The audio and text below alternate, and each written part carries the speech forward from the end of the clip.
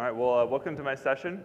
My name is Dan. I'm going to be talking to you today about prescriptions. I was working with Walgreens for many months and putting together a data pipeline for them, and I wanted to go over some of the really cool, like sort of cutting edge aspects of it, and then some of the challenges that I had too. So I feel like a lot of talks, they go into like all the really sweet things that happened that were super easy, super streamlined, but I really wanted to also go into what were some of the complexities that came in during integration testing or going into prod that I just had no idea about.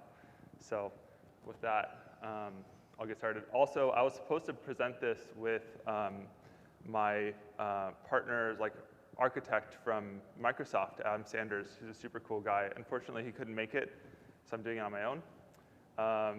But I will channel Adam. So a little bit about me. I work for Databricks. I've been here since 2019. I do professional services. So that means I help with anything from gathering requirements and architecture implementation to helping with like one-off CI/CD or handing things over to support at the end of the day or just advisory on an ongoing basis. So I really see a lot of different things. I am a big fan of Scala, functional programming. A show of hands, who prefers Python over Scala? Okay. Scala over Python? Cool. I want to make sure that was comprehensive.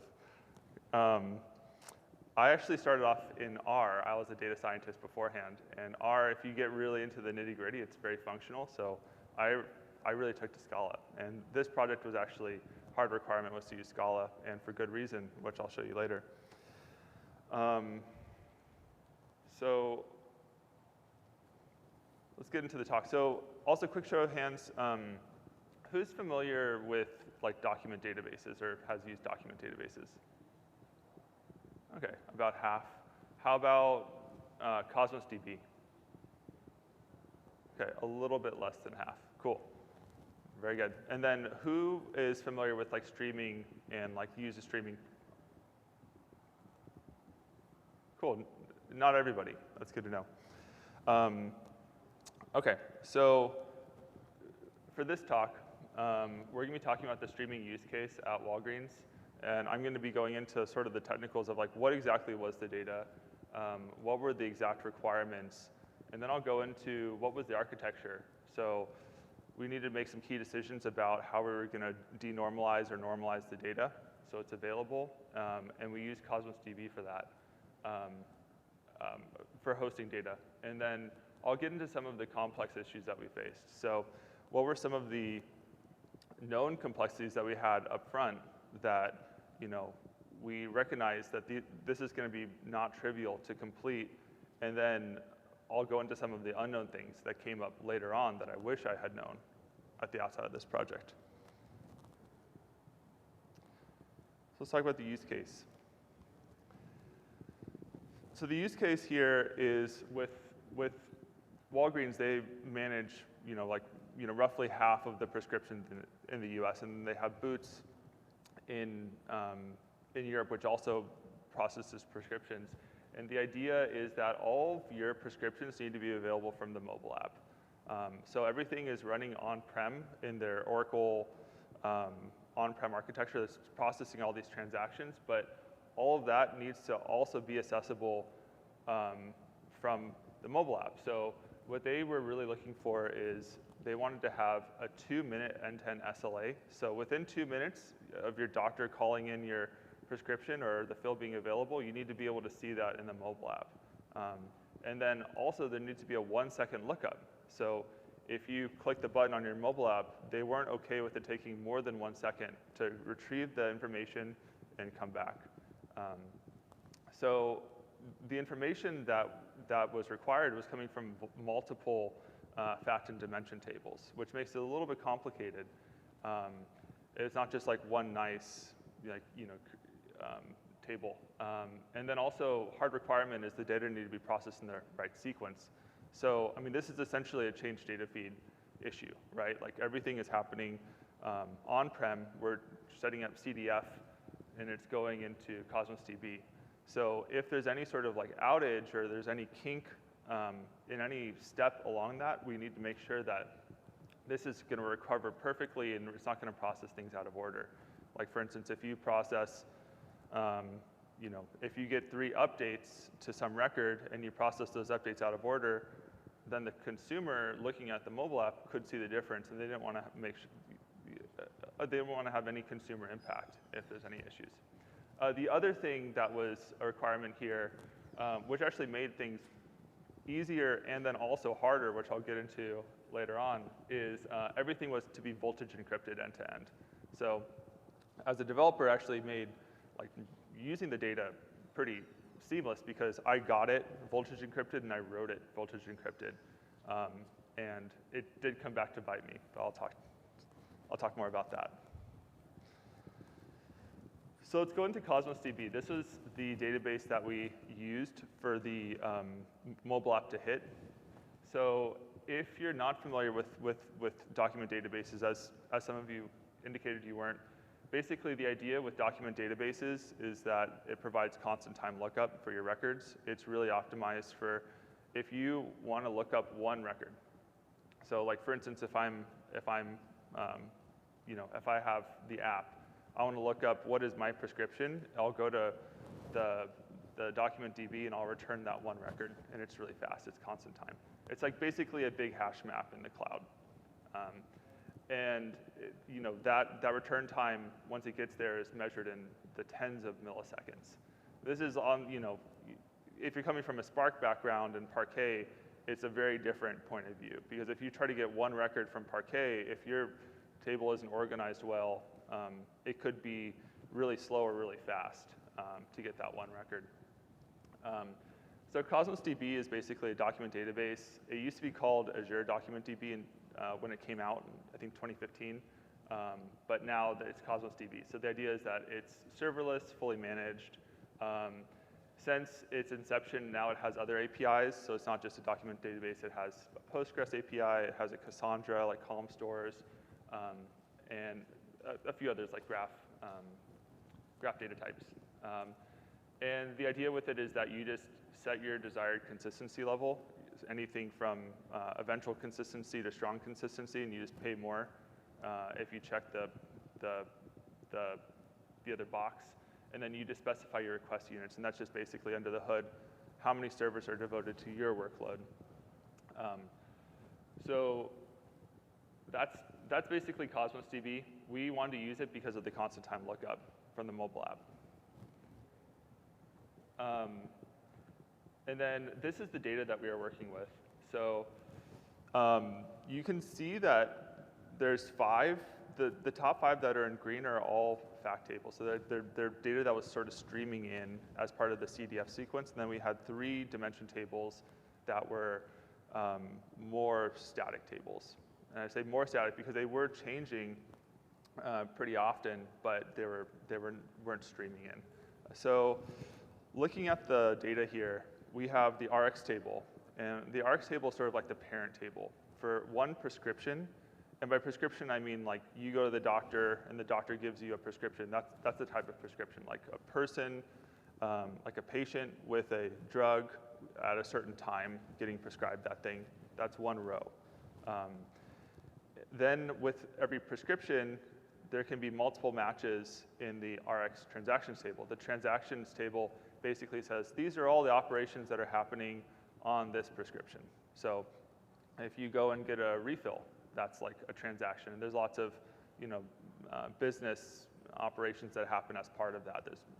There's many transactions that can happen per prescription. And then there's the exceptions table, which is basically if something kind of like goes wrong as part of the getting a transaction made, right? So like let's say you go into the pharmacy and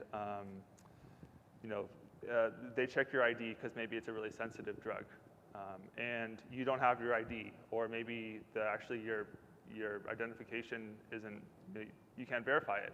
They'll log that as an exception, or if they're out of stock of something, for instance, that's an exception. So you can see that it's starting to get a little bit nested here, right? Like because an RX can have multiple RX transactions, and RX transaction can have multiple exceptions. And then we have the compound non-sys table, which is basically more information if it's like kind of a special drug. So for instance, if they have to compound two drugs together at some specific ratio for that prescription, that's all in that table. And then we have the close log, which is like super, more like handling edge cases, which is handling cases like, let's say that you go into the pharmacy and you say, hey, I need my, let's say, blood pressure medication. And they say, oh, we actually don't have that brand. We're out of stock with that right now for whatever reason. But we'll give you the generic. And you're like, okay, fine, I'll take the generic. They have to close the prescription, then they need to open up a new prescription, and then they send an entry to the close log saying that, you know, the lineage of those two prescriptions. So we have a new one, it used to be this old one. So all this needs to be handled in Spark now. And you can see, like, as it sounded like, at the outset it seems like it was pretty simple, but now it's like we're having to handle all these things, and our SLA is supposed to be 2 minutes end to end for our micro batches. And then on top of it, we have these dimensions tables too, which provide auxiliary information. So what do? We have to figure out how we're going to normalize the data, right? Like, obviously, having each of these tables sitting in CosmosDB isn't going to be an option, right? Because, like, let's take that case. Let's say that we had every single table separate in CosmosDB.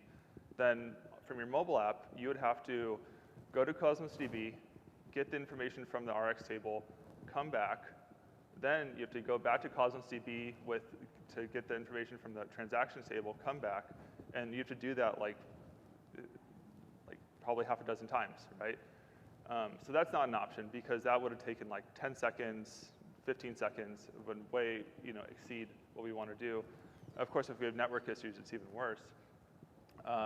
Then the other option is we just completely denormalize everything, right? So we just like take all those tables, combine them into one huge like super table that's super inefficient, but has everything that you need, like everything from all the dimension tables, everything from all the other tables, and we just, one request, you get it back as this huge payload, and then you can serve that to the user.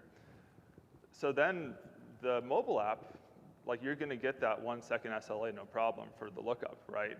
But then the problem becomes, how the heck are you going to do that in 2 minutes end-to-end SLA with your Spark pipeline, right? Like, you're having to do all those joins. There's going to be shuffles involved, and then you have to have like streaming from these like dimension tables, which are slowly, that might be slowly changing, right? And then to top it off, if you're joining information from dimension tables, well, what if something in the dimension tables change, right? Then do you have to have some process that also monitors in the back end and updates every single record if like the store location changes or something, right? So both of the options are not really good. So we have to like kind of pick where to place the trade-off. So go into the architecture. So what we decided to do is we decided to draw the line with denormalization at all of our streaming tables. So everything that's coming in from Kafka, we combined into one table and implementing that RX transaction, compound non-sys, and then the logic for the close log to process that. We put that all into one table, and then all the dimension tables, we just decided let's keep those separate. And that way, the way it works is that most of our information is processed by Spark, and then when the user makes a request from the mobile app, it can go and get that big document for their case, and then it'll get the pointer at which dimension tables they need information from, and it can actually send those off in parallel because they're independent. So really, it's only the time for 2 round trips that's required. So this is sort of like the rough architecture of like, very high level of what we do. The data starts off in Oracle, and that's sort of the source of truth. We have the change data feed coming through Qulic, and the Qulic replicate is being used. That sends everything to Kafka. In Kafka, we have one big table. They call it a hybrid table that has all the different records from those 5 tables inside of it. So then from Spark, we take our micro batch. So we just take whatever records are sitting there from any of those 5 tables, and we need to do the Avro decode with the schema. And so for that, we use the Confluent Schema Registry, which that was my first time using it, and I was very satisfied with it. I would recommend it. A lot of things in this project took a good amount of time, but that was not one of them. So if you guys are worried about the slowly changing dimensions and schema evolution, that was a great solution for me. And then after that, we have to do a rollup. So, our biggest bottleneck is going to be writing things into Cosmos, right? Because Cosmos, as I said before, document database, what's it designed for? It's designed for updating or inserting one record, touching one primary key. But if we're using Spark and we're checking all these prescriptions at once in each micro batch, like all the Walgreens prescriptions for the last few minutes, there's going to be a lot of them, and we have to do a bulk upload into Cosmos. So because of that, we want to make sure that the upload to Cosmos is going to be as small as possible. So to achieve that, if we have multiple operations, like CDC operations, on one primary key, we want to make sure that those are all rolled up into being one option. So if we get an insert, let's say, and then 3 updates, we want to make sure that that actually just is represented as one insert operation into Cosmos, but with the fields such that it incorporates the updates that came afterwards, and so on and so forth. Then afterwards, we need to write to Cosmos. So this should have been pretty easy because there is a Spark Cosmos connector, and it was for writing the inserts. Our problem was for the updates. When we got our updates from Kulik Replicate, flowing in from Kafka, they were actually incomplete. So they supply a change mask that basically says, and I'll show an example of this, these records are included in the updates and these ones are not. And so with that piece of that complexity, it actually made it impossible to use the Spark Cosmos connector. And since we were working really closely with Microsoft, I had access to the whole Spark Cosmos team, and I would be grilling them on Teams saying like, hey, how do I do this? And it just basically came down to we had to write it ourselves. So I'll talk a little bit about how we did that. So let's talk about the implementation. So I wanted to talk about the schema evolution because this part was just really smooth. And if you haven't used the schema registry, I would definitely recommend it. Basically, the way that this works is the data comes from Kafka, and then for each row, when it comes from Kafka, it's an Avro, but it's all serialized in Avro, right? So the way that they set it up is that you have a UDF that parses out the first few bytes from your serialized row. That first few bytes resolves to an integer, and then we just took all the integers, the distinct integers in that microbatch, sent that to the schema registry. It says, oh, we see that you have X, Y, and Z schemas. We'll return those to you. And then we get the schemas from Confluent, and we just apply them to from Avro, and then suddenly we have nice organized structs. We don't have serialized data anymore. So that was really smooth and worked out pretty well. Now let's talk about the record rollup. And I sort of alluded to this before. So you can see some of the data that we have here. On the left-hand side, we have the different primary keys. Then we have what type of operation it is. And then I have some examples of the data, and then as well as the change mask.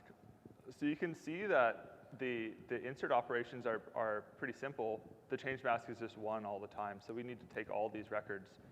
For the updates, the change mask can be anything. It can be any combinations of 0s and 1s for each of these tables. So because of that, we need to have some operation that when we write to Cosmos, I don't want to deal with doing a lot of updates to Cosmos, and I want to make sure that I don't have to deal with the sequence in which I'm doing those updates. So the easiest way is to just handle it in Spark. So instead of inserting this insert, the 1A500H, I need to also incorporate the update. So I should be writing null A, null H. And that I can just, I don't have to mess with round trips to Cosmos.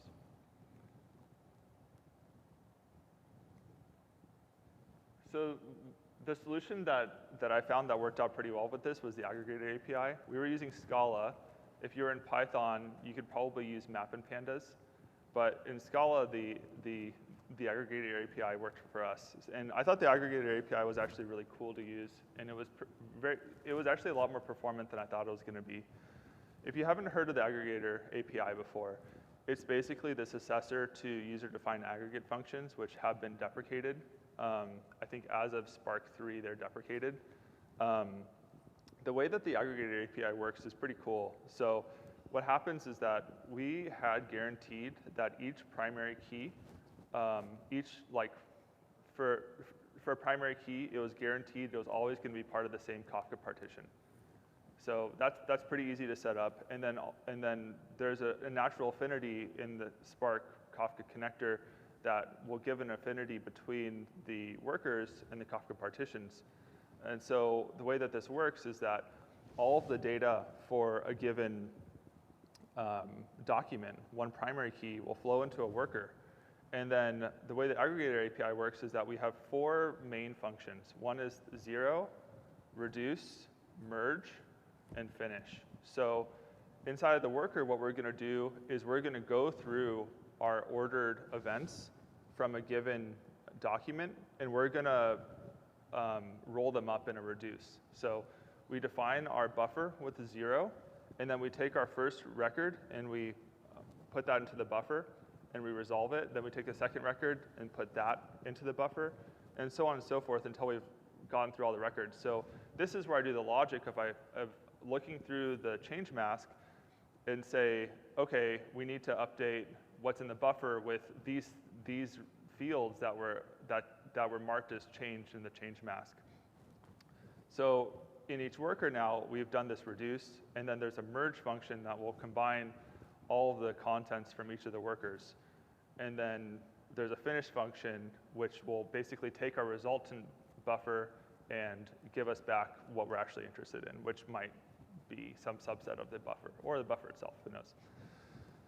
So I included some code that is just sort of like kind of sample code here, what could fit on one slide of how this looks. So at the top, we have our 0. So in this case, it was just an init and then a placeholder for a row object. And then we have a reduce. And this is really where everything happens. So I just define every single case. I say, if the buffer is in its init state and I get an insert and an update, I just give it back the insert or the update. If the buffer is currently an insert and I get an update, then I have my little function that will look at the change mask and using the RDD API, like combine all the information to update what's in the buffer. And same thing with updates and updates. If I have an update in the buffer and I get another update, I have to coalesce those. And then for my case, because I need to make sure that everything for one document is always going to be on the same machine, and it's guaranteed to be that way, I should never actually have to do any significant work in my merge. The merge is basically taking the result from all of the workers that have done the reduce operations and combining that into one. So for mine, it was a good consistency control to be able to, I said, if I ever am doing anything significant in this merge, I'm going to give an error message, which definitely came up when we were debugging things. And then I have my finish. And then the cool thing about the Aggregator API is that you can have it actually output a row object that's the same as what you gave it. So the way that I set mine up is I pass it the output schema, and then at the end, I just applied the exact same schema to it. So it ended up being like pretty lightweight to work with after I sort of figured that out. So let's talk about, so that was the Aggregator API, and that actually worked out pretty well. But achieving the partial updates, writing to Cosmos, that part was pretty hairy because, ideally you can just use whatever connector there is to the database to be able to write whatever data you need to write to that database. You don't ever think that that's gonna just not work. But in this case, That's what we basically had to do. The question is, like, how do we alter just the change subfields in our nested data? So for instance, with these two examples here, we need to ignore everything in this top update from the fill table except for that second null. That second null we need to put in there. And there is basically no way with the Spark Cosmos connector to do this unless you also overwrote everything else from that nested field. So again, because of that, it worked great for inserts. But for updates, we would be overwriting information pretty often. So that just wasn't an option. The only way that it worked for inserts is using a relatively new feature, which was called the item patch operation for bulk uploads. And so that had just come out, I think, maybe 6 months before. So we were iterating with their team to try to come up with a good solution. So this is basically the way that I did it. So you have to work with the low-level Java SDK for this because it's just basically implementing the connector on your own. Since we're in Scala, it wasn't that bad because it's already a Java framework, right? So we had access to the Java SDK with no problems. But basically, the way that I did it is we get our updates, and you can see that there's some mix of ones and zeros here relative to the change mask, and then that maps to the different data. So for this first record here, I needed to first explode this. So I have ID, column name, and value. These are the main things I need in order to do a patch. And then while I'm doing this explode here, I'm also getting rid of anything that is a zero in the change mask. And I used a combination of the dataset API in Scala and the RDD API to make this work. So I actually have the code in the appendix if anybody wants to look at it later on during questions. It was pretty sweet. And then we do this explode for all of the rows here. And then for each of those, we need to write those to Cosmos.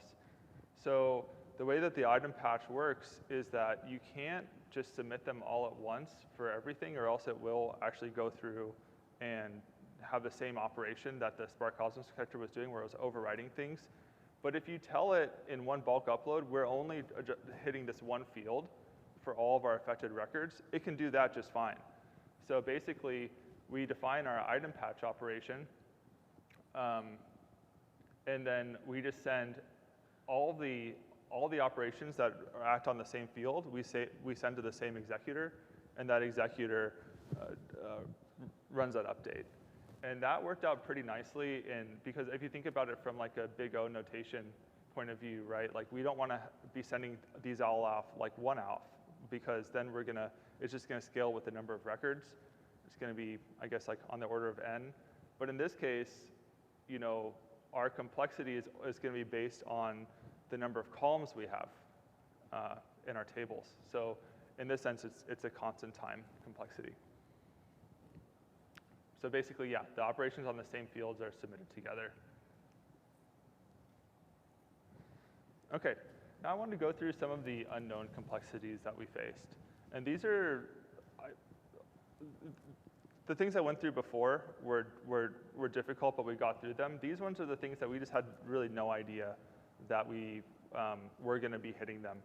So this first one, I was sort of hinting at the voltage encryption was providing some issues later on. And this was the biggest problem for that, is basically certain characters cannot be written in the Cosmos primary key. This isn't something that was documented at the time. I made sure that now it is documented, since we're working with Microsoft for this. But basically, we just kept on getting writes getting sent back as error 400, which is just invalid data. And it was really tough to figure out why exactly that was happening. So the issue is basically voltage encryption. I don't know if everybody's used this one before. It uses a ton of different, it's an encryption method that basically uses a bunch of special characters that are not really great to have. And usually it's fine. I think usually systems are resilient to these, but in this case with Cosmos, like you're not allowed to have // question mark or a hashtag inside of your primary key. And so that was leading to a lot of issues. And actually the solution for this was not trivial, right? Like it's encrypted. We can't unencrypt it and decrypt it with some other format, right? Like what do we do? Like we're kind of stuck with having this stuff encrypted and you know this voltage encryption. So what we actually did is we just took an additive approach and just re-encrypted it. On top of the voltage encryption, we did MD5 encryption, which is one-way encryption, right? So the way it looked is that our primary key was MD5 encryption, and then we had to make the change that the microservice from the app, before they sent the information to Cosmos, they also needed to MD5 encrypt it in order to be able to get a match. So that's how we handled it. Interestingly, there's no restriction on the partition key in Cosmos. You can actually put whatever you want there, just the primary key. The other issue that we faced was also pretty elusive. So it wasn't documented very well, but in the Spark Cosmos connector. But basically, you need to populate both the partition key and the primary key for Cosmos. And this was something that actually, I was working with Adam, who is a Cosmos SME, and this is something that I think he was, I mean, a lot of the experts, like, I feel like have a hard time with this, because usually when you think, you know, primary key, you think that is unique in your database, right? In Cosmos, that's not the case. Like, the combination of the primary key and the partition key needs to be unique. You can actually have multiple primary keys as long as the partition key is different. So this is something that sort of threw us for a loop, because we actually didn't have the data in all of the tables to give the partition key for one of our collections. So because of that, we had to go through this kind of like more intense method to be able to get that primary key, that partition key, and then be able to write it. Yeah, so basically for every microbatch, we need to join in the partition key information before using the item patch, which was another set of shuffles, as you know, joins are expensive. So that's all I want to talk about with that.